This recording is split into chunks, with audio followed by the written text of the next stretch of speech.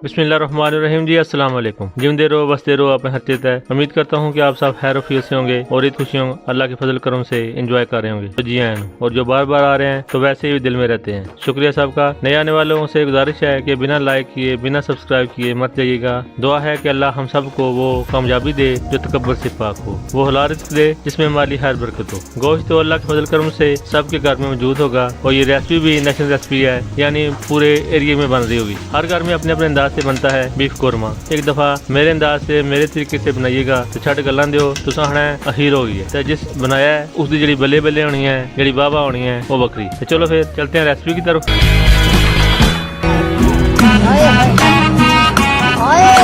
बिस्मिल्लाहिर्रहमानिर्रहीम। एक खूबसूरत सा बोल है, उसमें 3 किलो गोश्त शामिल कर दें। इसको मैरिनेट करना है। लहसुन अदरक का पेस्ट 3 चम्मच शामिल कर दें। हल्दी आधी चम्मच शामिल कर दें। नमक 1.5 चम्मच शामिल कर दें, या हस्बे जायका आप कम ज्यादा कर सकते हैं। अदरक दही शामिल कर दें। अच्छी तरह इसको मिक्स करना है। कम से कम इसको 1 घंटे के लिए रख दें। ज्यादा से ज्यादा आप जितना टाइम आपके पास है आप इसको रख दें ताकि गोश्त में अच्छी तरह मसाला जज्ब हो सके। मैं वीडियो बना रहा था इसलिए थोड़ी जल्दी थी, इसलिए मैंने सिर्फ 1 घंटा ही रखना है। एक खूबसूरत सी कढ़ाई ले लें, उसमें ऑयल 1.5 कप शामिल कर देते हैं। अब आ जाती है बारी गोश्त को भूनने की। तो चलो फिर जल्दी से बिस्मिल्लाह पढ़कर स्टार्ट करते हैं। कढ़ाई में उसमें मैरिनेट किया हुआ गोश्त शामिल कर दें। इंशाल्लाह मुझे उम्मीद है आप मेरे साथ ही होंगे। अगर आपने इस तरह बना लिया तो सच्ची मजा पूरा आ जाएगा। चम्मच चलाते रहें और गोश्त को भूनते रहें। अभी बारी आ जाती है खड़े मसालों की। शामिल कर दें खड़े मसाले 3 सब्ज इलायची, 1 बड़ी इलायची, 1 बादियान का फूल, 4 लौंग, थोड़ी सी काली मिर्च शामिल कर दें। अच्छी तरह मिक्स कर लें ताकि इसकी खुशबू आ जाए। अभी शामिल कर लें पाउडर मसाले 4 बड़ी चम्मच खाने की। कोरमा मसाला शामिल कर दें। इस मसाले की वीडियो मेरे चैनल में मौजूद है, जिसने मिस कर दिया है वो ऊपर आई बटन में लिंक दे रहा हूँ, ऊपर शो होगा, क्लिक करके देख लें। 1 बड़ी चम्मच लाल मिर्च पाउडर जो होता है भरकर शामिल कर दें। आधा चम्मच नमक शामिल कर दें, क्योंकि मैरिनेशन के दौरान भी मैंने नमक शामिल किया था, इसलिए नमक का हाथ रोक कर चेक कर लीजिएगा अपने हिसाब से। गोश्त अपना पानी भी रिलीव कर रहा है। आप 20 मिनट के लिए लो से मीडियम फ्लेम पर चम्मच लाकर इसको कवर कर दें। इसको चेक करते रहें, ये ना हो ईद का दिन और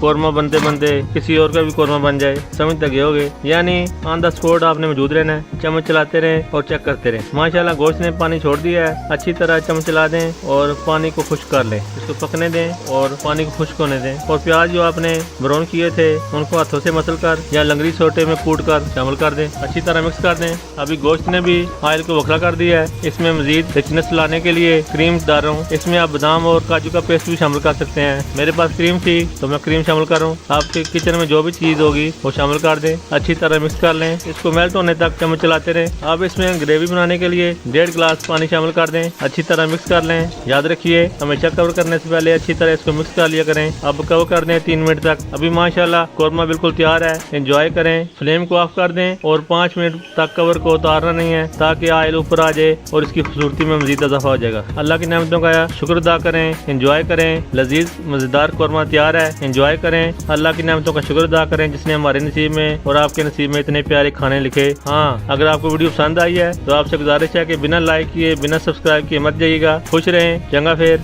नवी वीडियो आने तक तो मेरा अल्लाह हाफिज।